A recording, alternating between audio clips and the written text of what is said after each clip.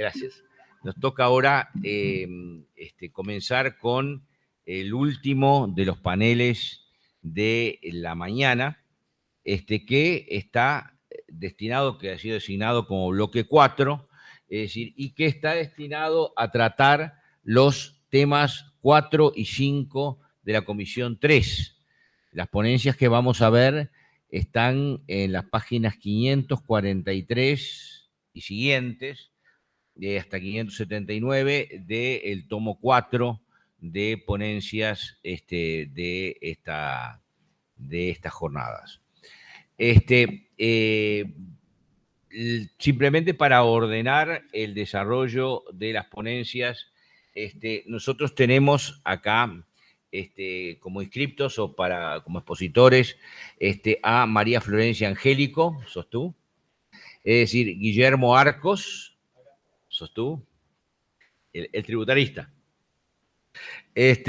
Norma Cristóbal, se ve que no está, se había querido comunicar conmigo, se ha tenido algún problema. Juan Ignacio Diguero, sos tú, Analía Pérez Cassini y Jaime Rog. Bueno, o sea que somos 3, 2, 3, 4, 5 expositores. Vamos entonces a empezar en el orden establecido. Les ruego que tratemos de ajustarnos al tiempo, a pesar de que el que paga los platos rotos si nos extendemos es el almuerzo. Así que, bueno, si a ustedes les parece bien, convocamos a María Florencia Angélico, que va a hablar del destino incierto de las sociedades vehículo en la Argentina. O sea, María Florencia, perdón, adelante. Hola, ¿qué tal? Buen día. Bueno, voy a ser breve, ya se dijo un montón sobre sociedades extranjeras, Más cerca, perfecto. Se dijo mucho sobre las extranjeras, sobre la Inspección General de Justicia, si tiene facultades o no, lo que ha hecho la regulación. Mi ponencia se basa sobre la regulación en específico de las sociedades vehículo, a través de la Resolución General 8 de 2020-21 de la inspección. Y más que nada tengo preguntas y no respuestas, lamento decir, no hay, alguien recién me preguntó, bueno, ¿y cuál es la solución? En mi parecer, la solución es que estas restricciones no existan o sean derogadas porque creo que atacan a un tipo de sociedad que no tiene por qué ser ilegal, porque parece que lo que se persigue son sociedades que tienen como única finalidad participar en otras sociedades. Y esto está hoy establecido en la ley de sociedades.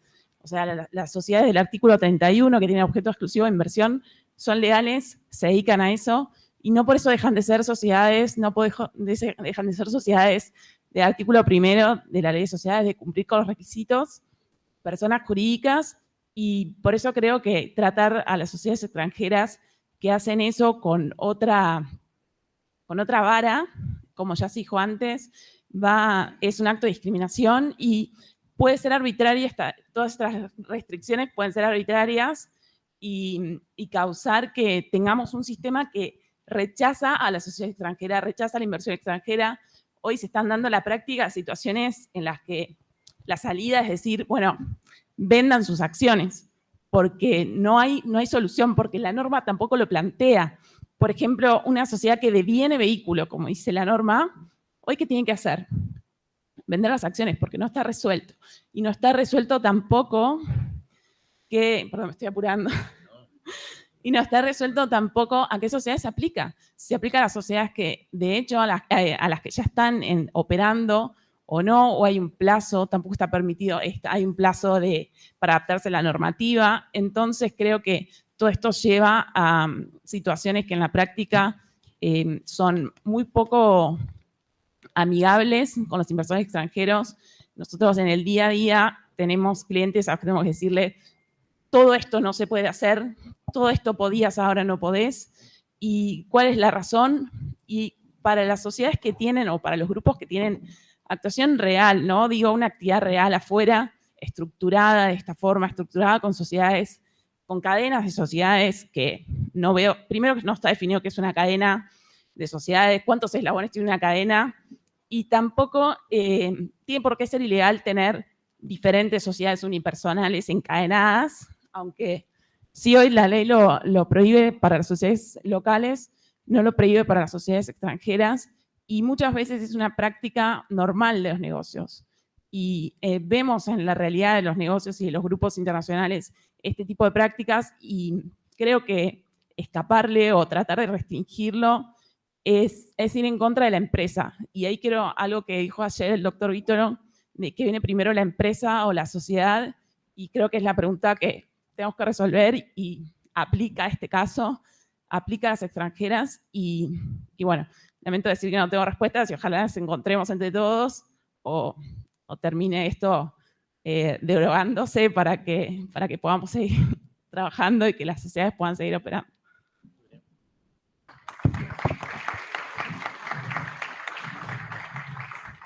Y felicitaciones por el buen uso del tiempo. Guillermo Arcos, que nos previno de su carácter de tributarista, pero lejos de una prevención, yo creo que puede ser un aporte.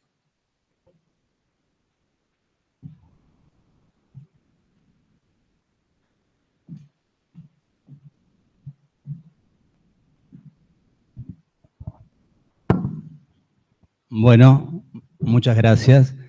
Me siento un poco un extranjero acá ante tantos societaristas. Vengo del derecho tributario. Mi ponencia está vinculada con la reciente sentencia de la Corte Suprema de Justicia, más precisamente del 2 de septiembre del 2021, en materia de limitaciones tributarias relacionadas con las sociedades vehículo.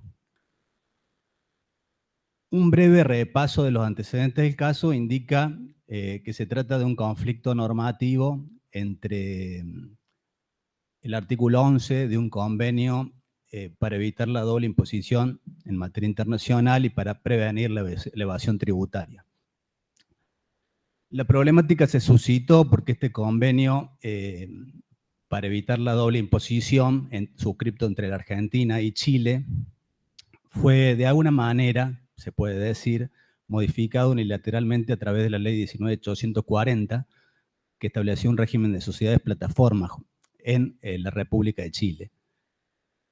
Por este motivo, se desencadenó un litigio entre la Administración Federal de Ingresos Públicos y la empresa Molinos del Río de la Plata, la empresa argentina Molinos del Río de la Plata, pero que, por decirlo de alguna manera, argentina, son capitales transnacionales. Inmediatamente después del dictado de la ley 19.840, Molinos del Río de la Plata creó una sociedad plataforma en la República de Chile y recepcionaba las inversiones extranjeras provenientes de de 4 empresas, más precisamente 3 empresas uruguayas y una empresa peruana, donde la compañía o el conglomerado internacional realizaba la mayoría de sus operaciones de comercio exterior. Molinos Chile controlaba las 4 empresas, las 3 empresas uruguayas y una de las empresas situadas en Perú. Y en tanto, el capital accionario de Molinos Chile era controlado por Molinos del Río de la Plata, radicada en la República Argentina. El artículo 11 del convenio disponía que los dividendos solo podían ser grabados por el Estado contratante donde estuviera domiciliada la empresa que distribuía. En el caso de la distribución de dividendos originados en las 3 empresas uruguayas y la empresa peruana, distribuían en Chile y por lo tanto se encontraban exentas del impuesto a la renta chileno en virtud de las disposiciones de la ley 19.840. Con posterioridad o en forma inmediata, Molinos Chile distribuía dividendos que eran consolidados por Molinos del Río de la Plata en la Argentina, y la empresa tampoco pagaba el impuesto a las ganancias argentinas en virtud de las cláusulas del artículo 11 del convenio para evitar la doble imposición. La Administración Federal de Ingresos Públicos pretendía percibir este impuesto considerando de que el artículo 11 era inaplicable en virtud de la existencia del artículo 2 de la Ley 1183, que establece el principio de la realidad económica y una interpretación que realiza el fisco. Se desató el conflicto, se dictó una determinación de oficio impositiva por parte del órgano recaudador. Esta determinación de oficio fue convalidada por el Tribunal Fiscal de la Nación y la Cámara Contenciosa Administrativa Federal. En el año 2017, más precisamente en noviembre, se emitió un dictamen por parte de la Procuradora General de la Nación, Laura Monti, en virtud del cual se hizo lugar a la posición de Molinos, para terminar el conflicto con la sentencia por mayoría de la Corte, dictada el 2 de septiembre del 2021, con una única disidencia que fue la del doctor Carlos Rosenkrantz. Lo interesante del caso reside en lo siguiente, que es doctrina de la Corte que nos permite tener una herramienta a los efectos de que nosotros como profesionales del derecho, de la ciencia económica, podamos evaluar dónde estamos paradas en materia de tributación internacional.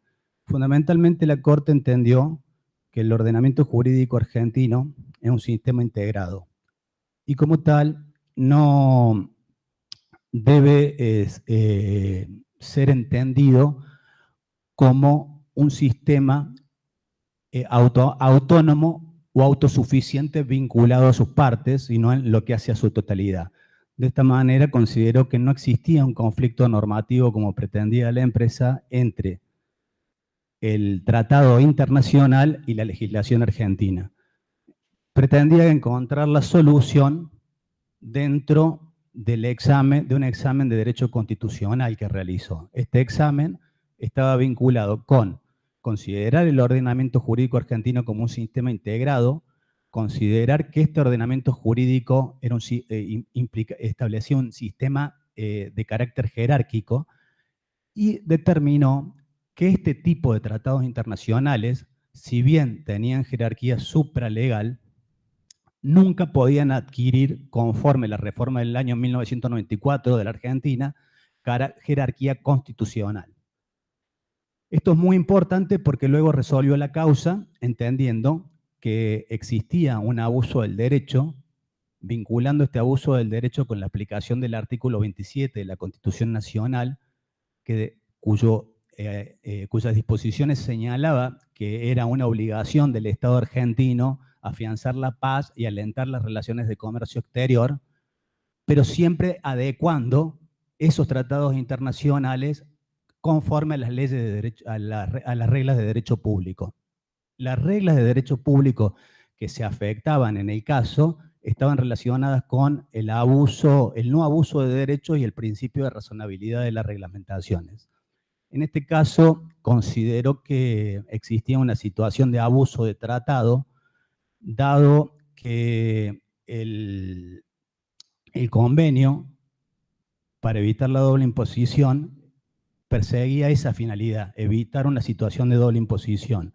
Y la pretensión de la empresa buscaba como finalidad no evitar la doble imposición, sino se daba una situación de no imposición en ninguno de los países. De allí que otorgó prevalencia no a la legislación argentina del artículo 2 de la Ley 1183, sino a la Constitución Nacional conforme la interpretación hermenéutica realizada. Eso es todo. Muchas gracias.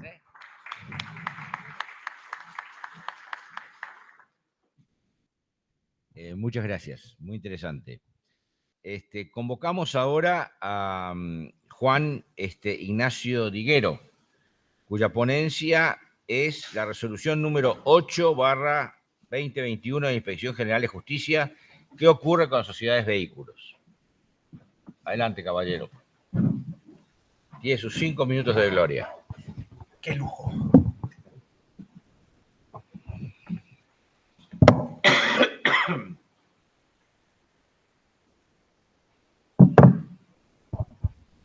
Bueno, antes de arrancar con mi exposición, me gustaría mínimamente presentarme, pero paso a explicar qué hago acá.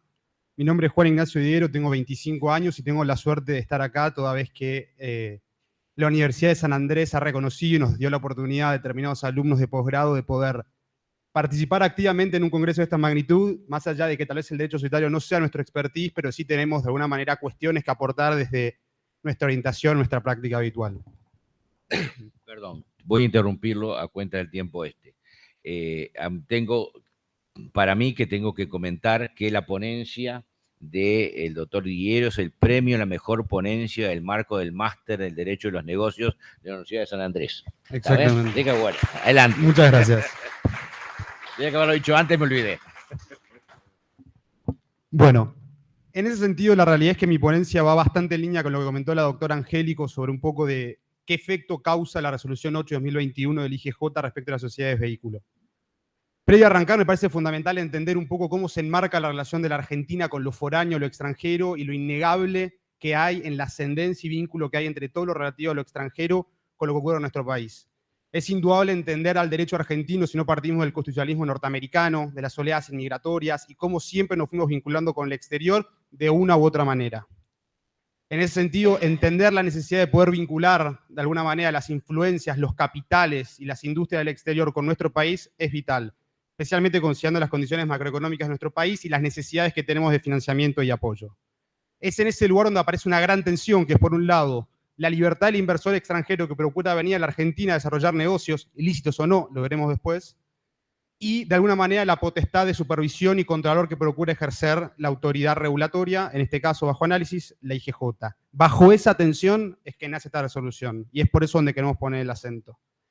En ese sentido, el derecho societario aparece como el medio necesario para poder materializar las inversiones, y es por eso que es fundamental entenderlo. Sin derecho societario no tenemos cómo canalizar este capital extranjero, lo foráneo, las finanzas internacionales que procuran entrar a nuestro país. El derecho societario tiene que ser una herramienta. El derecho es transformador de la realidad y el derecho societario tiene que colaborar a tal efecto. En particular, y sin tratar de repetir lo que comentó la doctora Angélico, la resolución 8 procura establecer un régimen considerablemente más gravoso para la constitución, inscripción y existencia de las denominadas sociedades vehículo, pero es muy curioso que no queda muy en claro qué son las sociedades vehículo. En ese punto me tomé el atrevimiento de analizarlos de 4 perspectivas muy sucintas. La Ley General de Sociedades no dice nada. ¿Qué son? Es una incógnita. ¿Qué dice el IGJ? El IGJ habla de, en los primeros considerando esta resolución, de que es el medio a partir del cual se valen los capitales extranjeros que, careciendo de interés de participar en la Argentina de forma directa, encuentran en este tipo de sociedades un medio idóneo. Ya el wording, la semántica, deja bastante que entrever. La jurisprudencia que recoge justamente los considerandos de la resolución 8 es bastante variada, pero algunos reconocen como un desprendimiento, como una facultad que surge de la resolución 7 de 2015, otros consideran que es una sociedad que tiende a perseguir actividades ilícitas, con lo cual el criterio es bastante variado, por lo menos en lo que recoge los considerandos de la norma. Y por último, la práctica negocial, que nos indica que es una herramienta clásica, conocida, y que tiene aceptación y consenso a nivel internacional como medio idóneo justamente para poder organizar las inversiones de una forma lógica, clara, y procurando siempre la eficiencia financiera y tributaria, que la eficiencia per se no es delito. Ahora bien, hace falta entender si efectivamente el IGJ tiene la capacidad o la potestad por ley de regular esta figura. Y acá es donde arrancamos a encontrar ciertas incongruencias.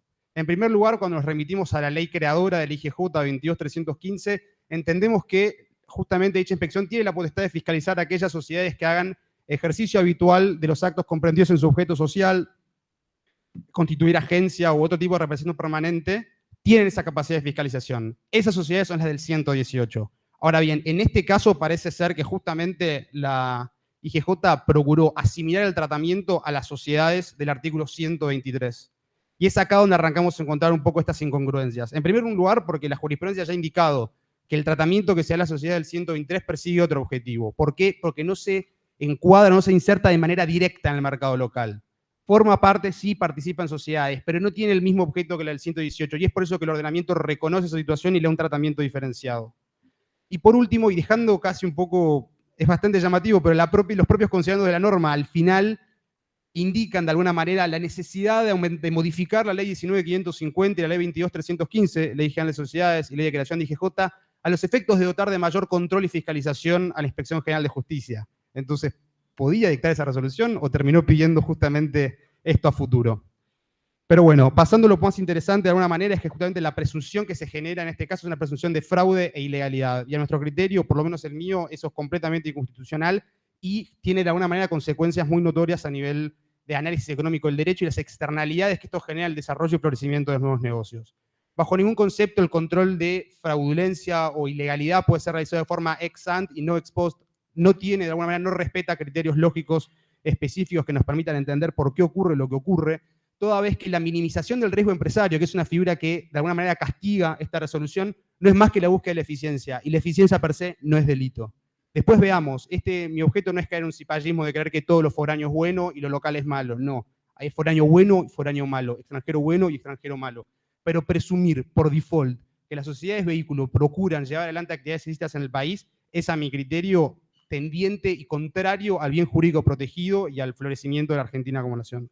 Hasta ahí llegué. Muchas gracias.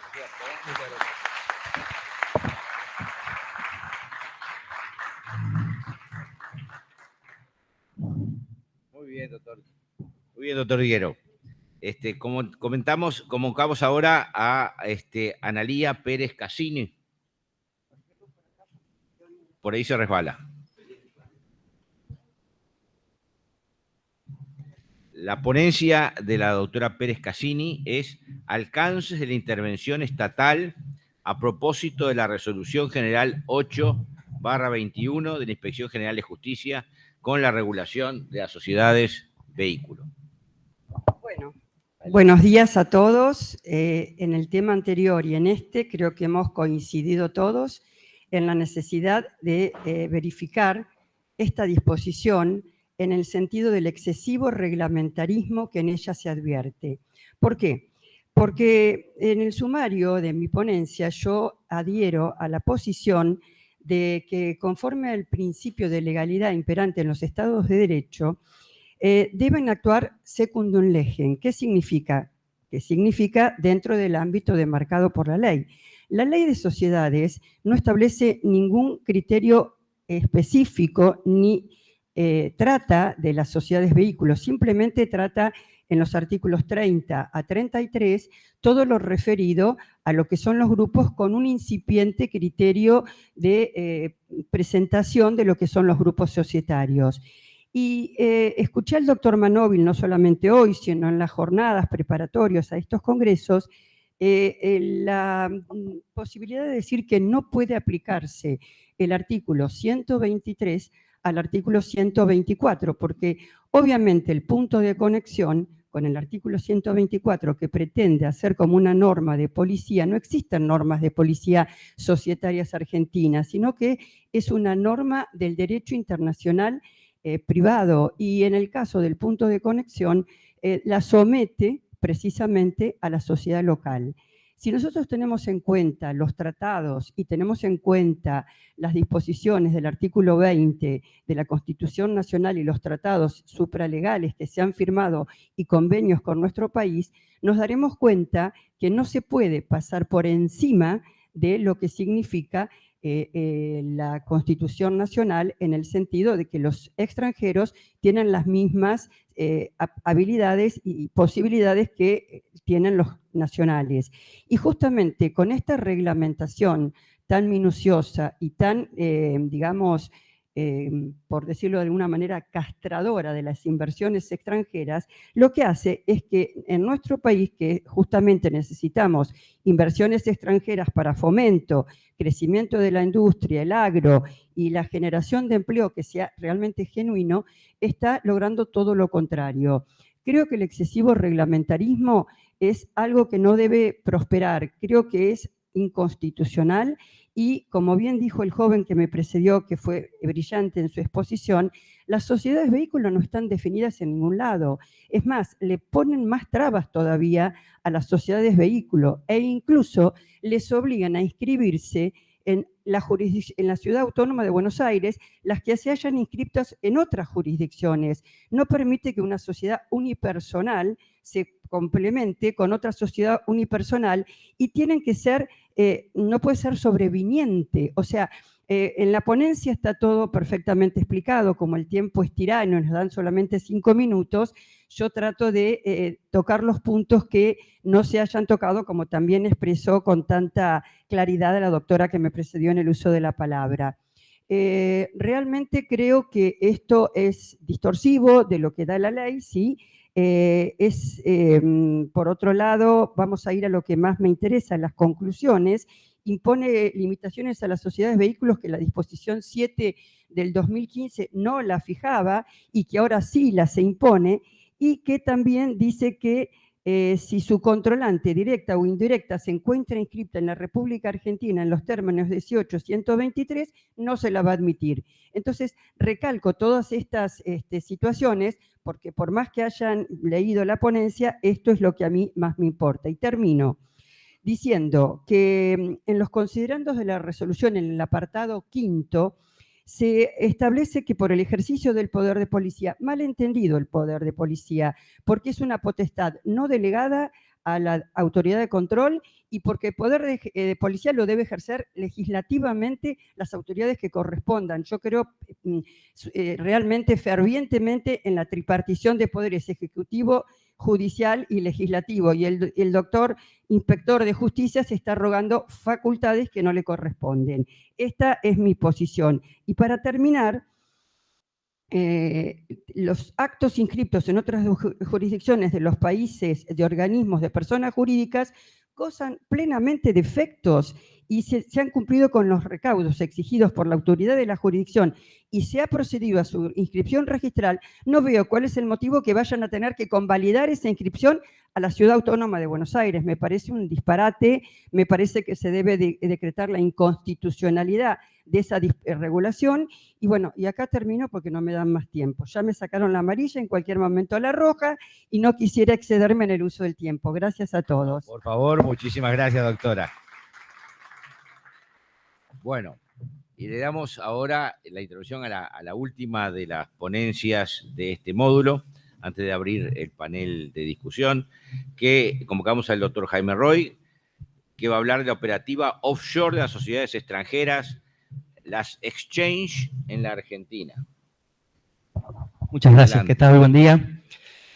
Bueno, ¿qué es un exchange? ¿Sí? Son las sociedades extranjeras que tienen en su actividad un impacto patrimonial directo acá en la República Argentina.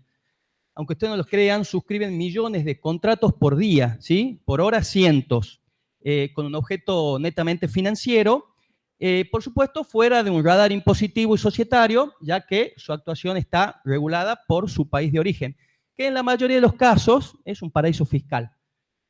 Liechtenstein, Irlanda, los Países Bajos, ¿sí? El objeto, por supuesto, operar con criptomonedas. Una definición bien, pero bien llana y coloquial, indicaría que las exchanges son las casas de cambio que operan con criptos mediante el pago de una comisión. Utilizan las plataformas blockchain a partir de smart contracts y de esa manera pueden ellos generar o cumplir esta actividad que tiene esta repercusión directa que con un clic y una app nos permite tener una vinculación directa desde Argentina. ¿Por qué hago esta introducción? Porque hace un par de meses llegó a la oficina un tema muy divertido relacionado justamente con un exchange en el marco de lo que, bueno, nosotros somos del norte, somos de Tucumán, allá tuvimos lo que se ha conocido como la estafa piramidal más grande de América, ¿sí? Si alguno ha visto algún que otro diario ha trascendido esta noticia. A nosotros en la oficina nos tocó canalizar desde el punto de vista comercial todas las inquietudes que nos iban llegando a partir y a raíz de esta situación, de esta contingencia. No solamente medios masivos se dieron con esta noticia, sino también varios portales y editoriales arribaron al tema desde el punto de vista técnico. ¿Qué es lo que nosotros teníamos que analizar? Había contratos de compraventa de criptomonedas, contratos de inversión por los que se utilizaban estas criptomonedas y nuestra primera opción ha sido defender los intereses de todos aquellos que habían invertido el dinero utilizando a los intermediarios que a su vez abrevaban de estas plataformas. ¿Qué buscamos? Bueno, cautelar, ¿sí? Buscamos cautelar estos fondos. Fue la primera decisión y con mucha suerte, digamos, obtuvimos esta tutela jurisdiccional que nos encargamos de canalizar lo que nosotros entendíamos que era la mejor manera, la manera más directa.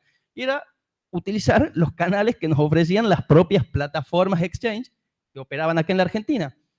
¿Y cuáles eran estos canales y estos medios?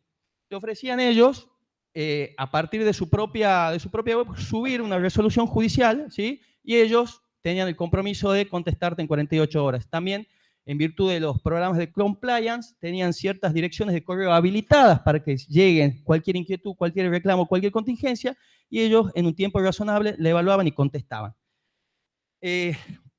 Por supuesto, partieron desde Tucumán, oficios con firma digital, en donde constaba la autoridad de quien suscribía y el cargo de quien suscribía con apostilla digital, y procedimos a avanzar con este contacto con estas sociedades extranjeras. Y ahora les cuento el meollo de la cuestión. Tuvimos éxito, una contestó y se refirió al fondo de la cuestión. Otra me pidió que vaya por Cancillería, valía, ¿sí? Otra me pedía que vaya traducido el informe, era una sociedad extranjera. Bueno, pero si ven la línea argumental de todo esto, todas contestaron, todas tomaron nota de lo que yo les había pedido. En una u otra medida me contestaron, pero contestaron, fueron notificadas, ¿sí? Y lo acreditaron en el expediente. Y ahí nos dimos cuenta de una cosa, que en muchos casos, hoy escuchaba, hola, hola, se quedó sin batería, me parece. Hola, hola, ahí está. Que hablábamos del extranjero humano y el extranjero bueno. En este caso, nosotros nos dimos con que el extranjero nos marcaba la cancha. ¿Por qué? Porque la política del compliance era meramente ilustrativa. Te ibas a la web, te vas al contrato, a las bases y condiciones, y son sociedades cristalinas, ¿sí? Pero en la práctica nos oponían estas barreras. No querían cumplir con la legislación nuestra, no querían cumplir con una orden jurisdiccional. ¿Por qué no lo blanqueaban directamente? ¿Por qué no publicitaban en su red y decían vayan directamente vía Cancillería, traigan por escrito, ¿sí? ¿Por qué no lo hacían directamente? Y de esa manera nosotros obviábamos la tecnología de la que ellos abrevan para ir por esta vía formal. Porque me exigían también los requisitos que se exigen para un traslado de demanda, cuando esto no era un traslado de demanda, era solamente cumplir con una orden jurisdiccional. Y ahí viene lo que nosotros encontrábamos en común con todas estas sociedades, ¿sí? Se encargan de hacer pagos y ventas de manera instantánea, ¿sí? Transacciones online, wallets, monederos digitales, tenían los canales fintech, ¿sí? Y a la hora de cumplir con esta orden jurisdiccional, nos ponían estos bloqueos formales. Por eso es que ante esta situación yo creo que nos encontramos en un hito que nos posiciona estratégicamente ante la necesidad de conformar o tratar de canalizar, ¿sí?, lo que podríamos conceptualizar como un derecho societario internacional. Porque si hay una sociedad extranjera que ofrece canales tecnológicos, debe cumplirlos, ¿sí? Eso sería sustraerse a los efectos de sus propios actos. Si son beneficiarios de la inmediatez, ¿sí?, y pueden hacer transacciones de manera inmediata gracias a la tecnología, no pueden oponerme respuestas burocráticas, al igual que organismos locales. Si tuvo conocimiento, reitero, no puede después alegar que no lo hizo. En conclusión, cuidemos la inversión extranjera, sin duda. Cuidemos también las empresas locales. Tenemos una oportunidad. Creemos ese canal. Muchísimas gracias. Bueno, no, por favor. Bueno, muchas gracias, doctor Roy. Bien, tenemos 15 minutos de tiempo remanente para discutir estas ponencias. Quienes quieran usar la palabra y quieran pedir, o sea, tú. Sí, Rovira. ¿Eh? El micrófono. Ah, sí.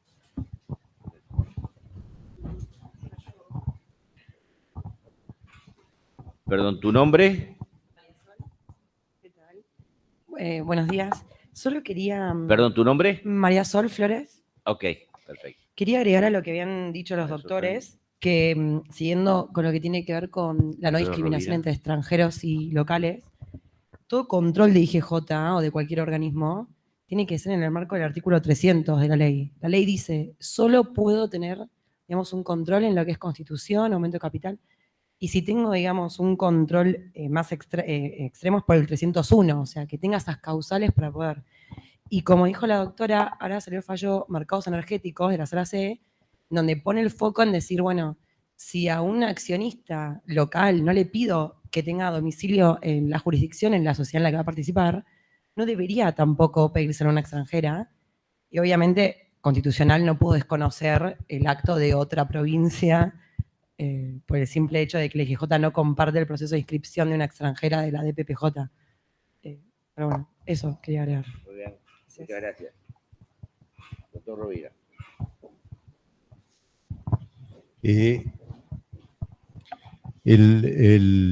Las ponencias fueron realmente interesantes, plantean un tema que nos preocupa a todos porque es evidentemente la norma reglamentaria constituye un vallado a la inversión extranjera genuina, pero yo no quiero ir a las cuestiones políticas, sino que quiero centrarme en la cuestión jurídica y desde una perspectiva doctrinaria.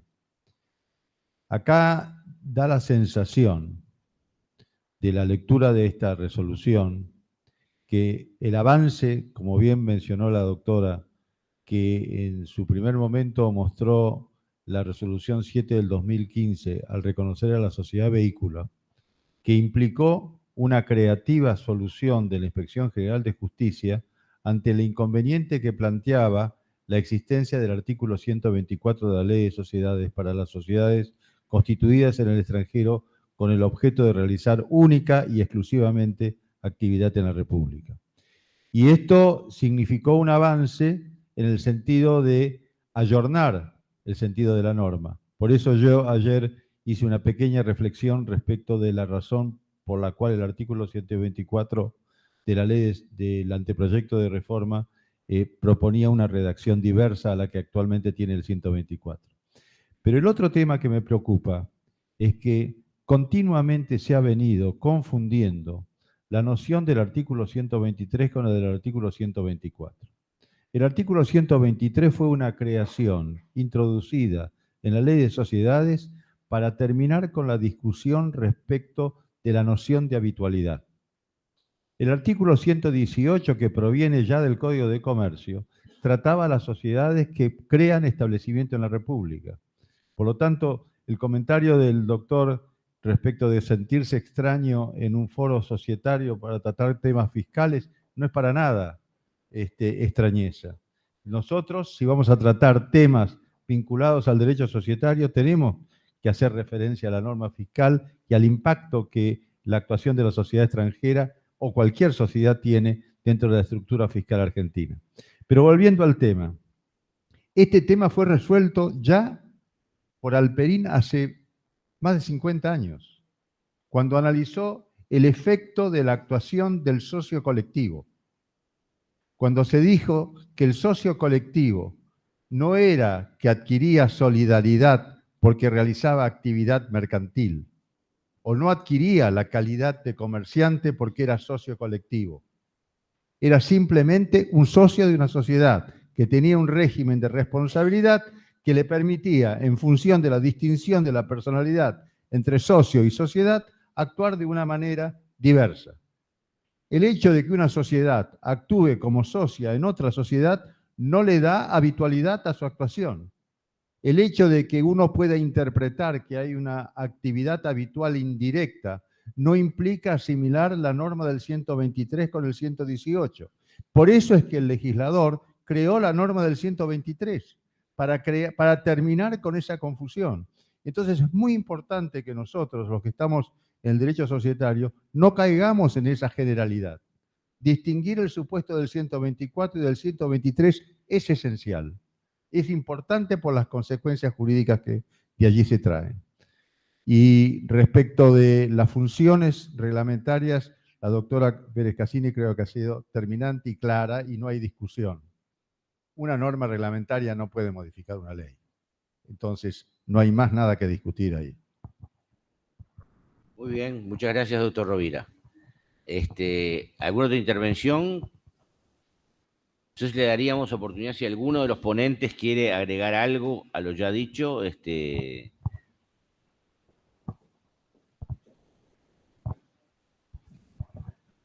Sí, simplemente, bueno, estoy aprendiendo con ustedes en relación a la materia societaria y veo que están un poco enojados con esta resolución, o sea, o la critican fuertemente. Personalmente, como una posición también doctrinaria, descreo de la excesiva reglamentación. Y en esto me sirvió mucho la lectura de un profesional uruguayo que tiene un artículo muy interesante en materia, se denomina los oligopolios observados desde la otra orilla, que no está dentro de una de las publicaciones técnicas que nosotros leemos habitualmente los abogados, en la cual señalaba una cuestión por demás interesante. El derecho moderno fue asentado a partir de dos conceptos, en la búsqueda de proteger dos conceptos. Uno de ellos es la libertad y el otro es la propiedad. Se ha dicho que siempre el privilegiado es el segundo. Cuando esta fue la génesis de toda la codificación napoleónica y los códigos penales liberales de finales del siglo XIX, lo que ocurrió fue que con la aparición de las corporaciones, inmediatamente estas reglas empezaron a perder eficacia y estas normas dejaron de tener sustento, fundamentalmente en relación a la competencia, porque con el agrandamiento de las corporaciones, con la mayor potencia económica, con el mayor poder real de las corporaciones, se preguntaba Erich Hobsbawm en Historia del siglo XX, este historiador alemán, ¿dónde queda la economía del libre mercado cuando observamos que las grandes potencias económicas empresariales dejan en ridículo el concepto de la competencia perfecta? Entonces, vuelvo entonces al artículo de este profesional uruguayo, quien indicaba algo por demás interesante que de alguna manera creo me abrió un poco los ojos para observar la cuestión y salir de esa dicotomía, o ese maniqueísmo entre estados y empresas o conglomerados multinacionales. Y era el señalamiento de una particularidad fundamentalmente centrado en el análisis de una empresa argentina, que es Mercado Libre, y observó esta situación. ¿Y qué tiene que ver con las críticas que ustedes hacen a la resolución reglamentaria esta? Este profesional señalaba otra paradoja, que había dos cosas que afectaban la economía de libre mercado, y una de ellas era la destrucción del concepto de competencia por parte de los grandes conglomerados o de las grandes concentraciones económicas. Pero también aportaban a esto las reglamentaciones o las erróneas reglamentaciones provenientes de los estados nacionales. Es decir, lo paradójico era que también tenían un efecto negativo en el cuidado de la competencia, en la excesiva reglamentación, porque no dejaban entrar otros jugadores. Entonces, recordaba cuando exponía el colega de Tucumán, algo que también señala Sena, profesional, es que en el norte argentino y en el interior argentino existen muy pocas empresas en relación a la cantidad de habitantes. Y esto se debe un poco a la existencia de la concentración económica en los grandes conglomerados y además las excesivas regulaciones del Estado que no permiten el crecimiento de nuevas empresas. Simplemente eso es una idea. Muchas gracias. ¿Tú quieres agregar algo más? Bueno, tenemos los últimos 5 minutos para...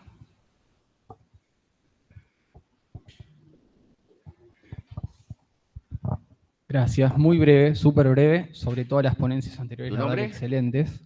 Mi nombre es Francisco da Silva Esteves, soy abogado, trabajo en la ciudad de Buenos Aires, así que la verdad que con todo lo que escuchaba recién me sentía bastante identificado porque es un problema cotidiano de todos los días, el que vivimos hoy a través de la sanción de la Resolución General 8 del 2021. Y la verdad es que no hay un problema solamente respecto de lo bueno y lo malo en términos de inversión extranjera, sino que también tiene un impacto directo al emprendedurismo local interno que sale a buscar las inversiones extranjeras. Y para poder captar esas inversiones extranjeras, necesariamente, tomando las palabras de Juan Ignacio Diguero, tiene que tratar de formar una estructura eficiente, una estructura que permita atraer esas inversiones para luego poder volcarlas a nuestro mercado argentino.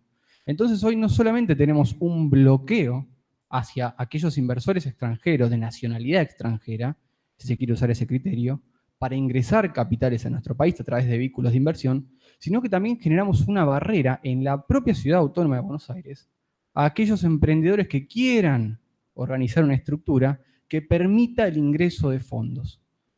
Y eso, a nosotros, y digo nosotros, y probablemente engloba la gran mayoría de estudios de la ciudad de Buenos Aires, lo que generó la consecuencia directa fue que nosotros salgamos a buscar aliados en otras provincias.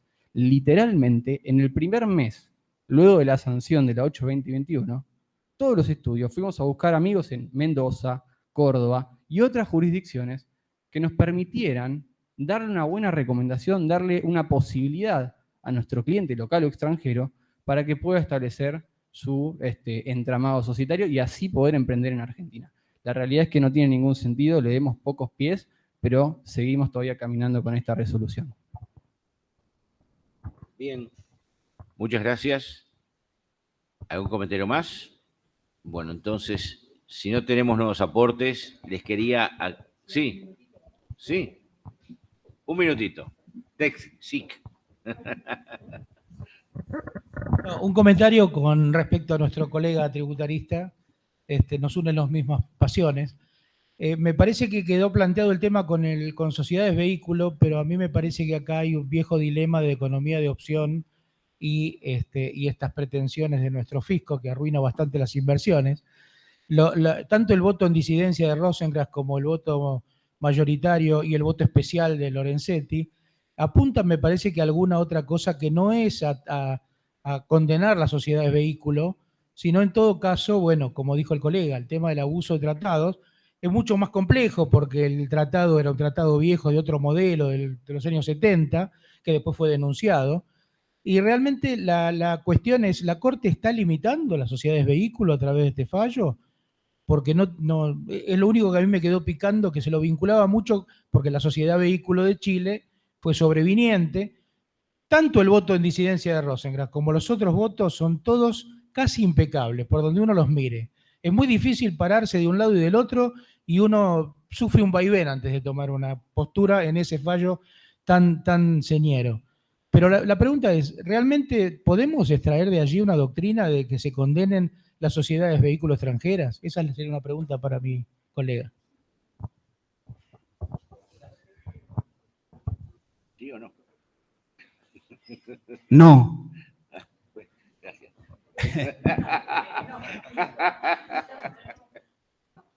Es la resolución de un caso en concreto.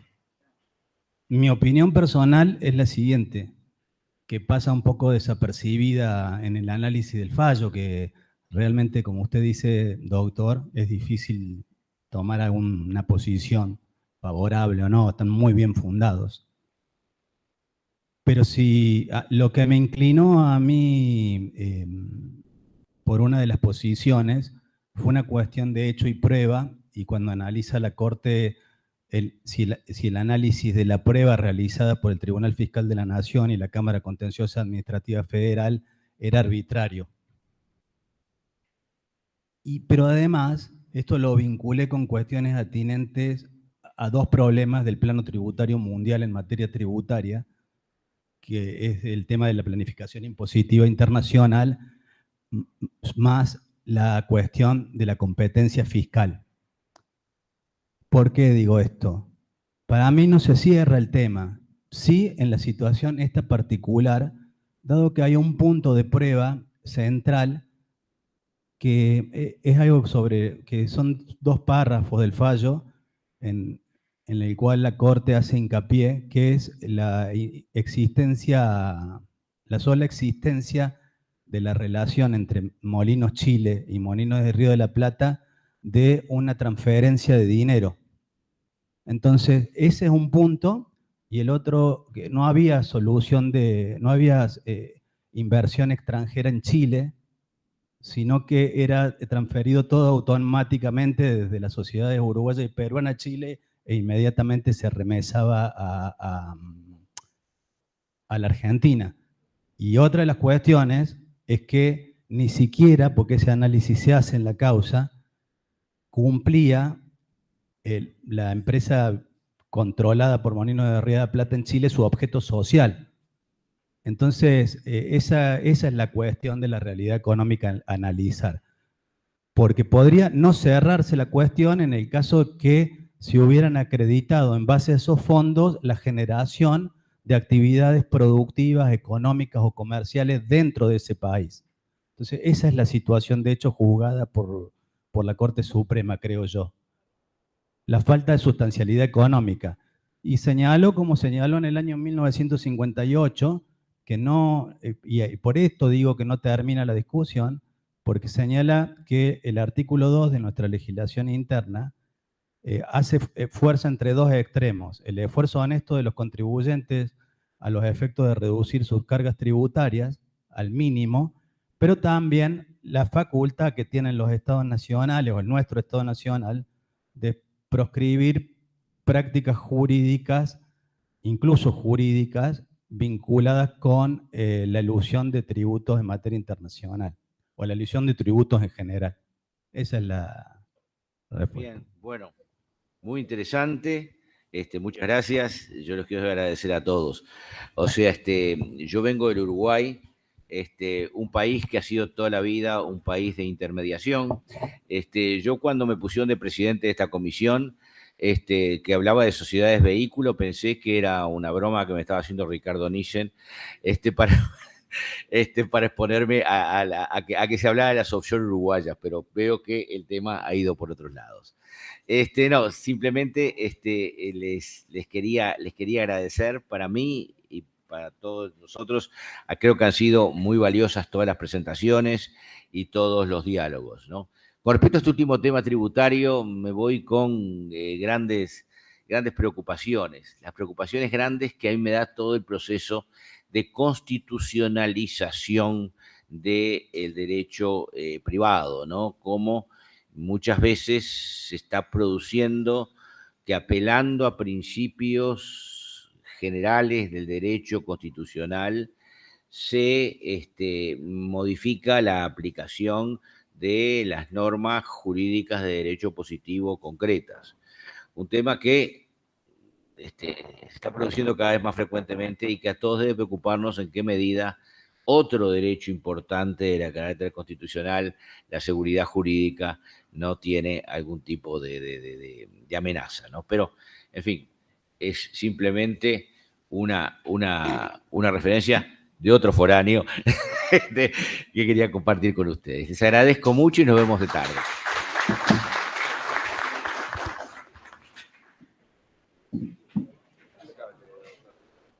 Pues te agradezco mucho. Un gusto de siempre encontrarse con otro Olivera.